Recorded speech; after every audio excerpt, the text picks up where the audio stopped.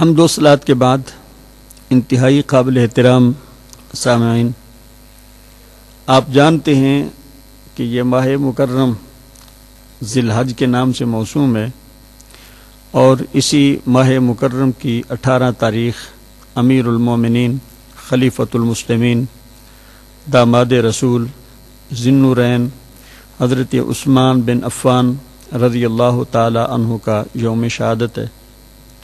آج 16 رمضان غالباً ہو چکی، 2 دن بعد۔ تو میں سمجھتا ہوں یہ ہماری ذمہ داری ہے کہ ہم آنے والی نسل کو اپنے اسلاف سے متعارف کروائیں، اور یہ اسلامی ورثہ اپنے آنے والی نسلوں کو ضرور منتقل کریں، تاکہ ہمارے بچوں کو اس بات کا پتہ ہو کہ ہمارے اسلاف کیسے تھے، ہمارے آباء کیسے تھے، ہمیں کن لوگوں پہ فخر کرنا ہے، اور کون سے لوگ ہمارے آئیڈیل یا ہمارے ماڈل ہیں۔ آج کل یہ بڑا یہ خرابی اور خلط ملط ہو گیا نا، کہ وہ لوگ جو اغیار کے آئیڈیل تھے انہوں نے اس انداز سے اپنے ہیروز کو پیش کیا کہ آج کا مسلم بھی انہی کو اپنا ہیرو سمجھ کر اپنے لیے وہ اعزاز سمجھتے ہے، ان کی ریفرنس دیتا ہے، ان کی کوٹیشنیں وہ اپنے گفتگو میں کوٹ کرتا ہے۔ حالانکہ ہمارا ورثہ بڑا رچ ہے، ہمارے اسلامی وراثت میں بہت کچھ ہے۔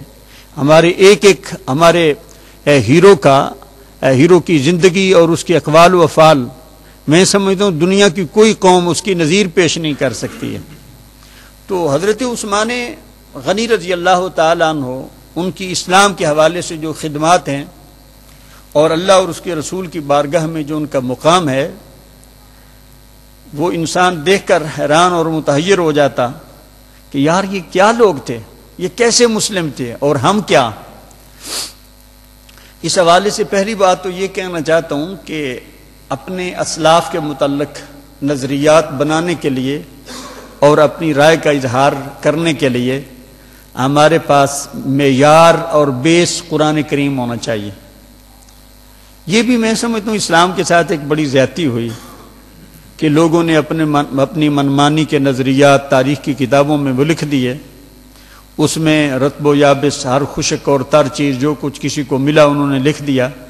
آنے والے لوگوں کو یہ اس بات میں پرابلم بھی ہوئی، اور اس وجہ سے کافی ساری کنفیوژنز بھی پیدا ہوئیں کہ وہ لوگ ان نظریات کو اس حد تک اپنے سینے سے لگا بیٹھے کہ اب ایک طرف قرآن ہوتا ہے، دوسری طرف تاریخی روایت ہوتی ہے، تو لوگ قرآن کو چھوڑ کر ان نظریات کو اپنا لیتے ہیں، جو انتہائی غلط بات ہے۔ اصل بیس ہمارے پاس قرآن کریم ہے۔ قرآن کریم نبی علیہ الصلوۃ والسلام کے جانثاروں کو اور حضور کے صحابہ کو کیسے جانتا، یہ ہمارے لیے پہلی چیز یہ ہے کہ ہم نبی علیہ الصلوۃ والسلام کے صحابہ کو ایسے دیکھیں جیسے حضور کے صحابہ کو ان کا رب دیکھتا۔ یہ ایک بنیادی بات ہے کہ اللہ نبی علیہ الصلوۃ والسلام کے صحابہ کو رب تعالیٰ کیسے دیکھتا۔ قرآن کریم پارہ 11 سورہ توبہ، رب تعالیٰ نبی علیہ الصلوۃ والسلام کے غلاموں کے متعلق ارشاد فرماتا ہے، والسابقون الاولون من المہاجرین والانصار والذین اتبعوہم باحسان رضی اللہ عنہم ورضوا عنہ۔ مہاجرین و انصار میں سے جو سبقت کرنے والے ہیں، جو اولیت والے ہیں، اور جن لوگوں نے احسان اور نیکی کے ساتھ ان کی اتباع کر لی ہے، اللہ تعالیٰ فرماتا ہے میں اللہ ان سب سے راضی ہو چکا ہوں، اور وہ سارے کے سارے مجھ سے راضی ہیں۔ اب جب رب تعالیٰ نبی علیہ الصلوۃ والسلام کے سارے غلاموں سے، مہاجرین و انصار سے راضی ہے، سابقین اولین سے راضی ہے، اور وہ سارے کے سارے اپنے رب تعالیٰ سے راضی ہیں، اس کے دین سے راضی ہیں، اس کے دی ہوئی دولتوں سے راضی ہیں، اس کے انعام و اکرام سے راضی ہیں، تو پھر مجھے اور آپ کو، ہمیں تو اختلاف کا کوئی حق ہی نہیں پہنچتا۔ وہ آپ نے دیہاتوں میں دیکھا ہوگا کہ کبھی اب تو کافی ہمارا کلچر تبدیل ہو چکا ہے، وگرنہ یہ ہوتا ہے کہ دیہاتوں میں پارٹی بازی ہوتی ہے، لڑائیاں ہوتی ہیں، جو جاگیردار ہوتے ہیں یا بڑے لوگ ہوتے ہیں وہ اس میں جب ان کا کلیش ہوتا ہے، لڑائیاں دشمنیاں چلتی ہیں، تو اس میں جو بی گریڈ کے لوگ ہوتے ہیں، دوسرے درجے کے، وہ خود بخود اپنی وفاداریوں کی وجہ سے دوسرے لوگوں سے قطع تعلق کر لیتے ہیں، اور جب وہ راضی ہوتے ہیں تو آٹومیٹکلی وہ خود بخود راضی ہو جاتے ہیں۔ میں سمجھتا ہوں ہم تو اسلام میں بی گریڈ لوگ ہیں، ہماری دشمنی اور دوستی کا معیار اللہ اور اس کا رسول ہونا چاہیے۔ جب کسی سے اللہ اور اس کا رسول راضی ہے تو ہمیں خود بخود راضی ہو جانا چاہیے. یہ ایک اصولی بات ہے.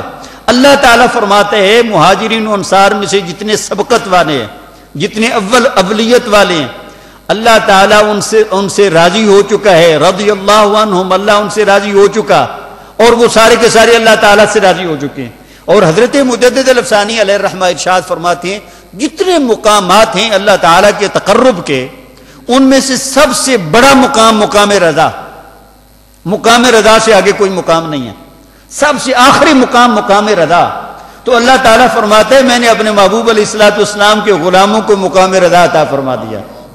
میں ان سے راضی ہو چکا ہوں اور وہ مجھ سے راضی ہیں. اگر کسی کی نافرمانی ہو، کسی کے دل میں کوئی کوڑا پن ہو، کوئی منافقت ہو، کوئی کھوٹ ہو، تو بھلا اللہ اسے کیا جانے گا نہیں؟ یا اللہ تعالیٰ اس کھوٹ کے باوجود، منافقت کے باوجود کیا اپنی رضوان کے سرٹیفکیٹ اور اعلان جاری فرما سکتا ہے؟ قطعی طور پر نہیں. یہ اس بات کی گارنٹی ہے کہ نبی علیہ الصلوۃ والسلام کے سارے صحابہ مامون ہیں، محفوظ ہیں، کامل الایمان ہیں.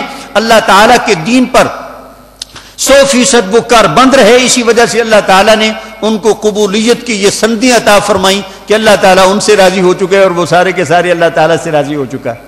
اب اس کے بعد اسی کے ساتھ اگلا جملہ، یعنی قرآن کریم کی یہ آیا کریمہ چل رہی ہے رضی اللہ عنہم ورضوا عنہ. صرف اتنا نہیں، وَأَعَدَّ لَهُمْ جَنَّاتٍ، اللہ تعالیٰ نے ان کے لیے جنتیں تیار کر رکھی، تجری تحتها الانہار خالدین، جن کے نیچے نہریں جاری ہیں، خالدین فیہا ابدا، وہ لوگ ہمیشہ ہمیشہ انہی جنتوں میں رکھے جائیں گے.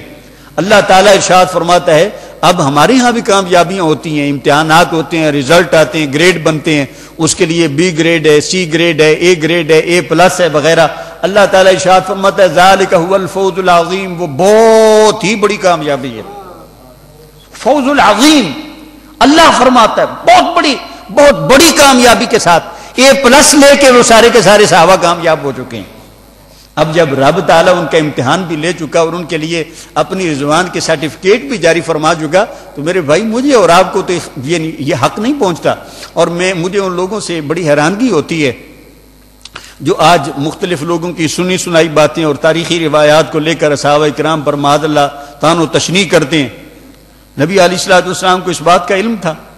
ترمذی شریف میں حدیث پاک ہے، جناب عبداللہ بن مغفل رضی اللہ تعالیٰ عنہ روایت فرماتے ہیں نبی اکرم صلی اللہ تعالیٰ علیہ وسلم نے ارشاد فرمایا اللہ فی اصحابی لا تتخذوهم غرضا من بعدی، اے میری امت، اللہ تعالیٰ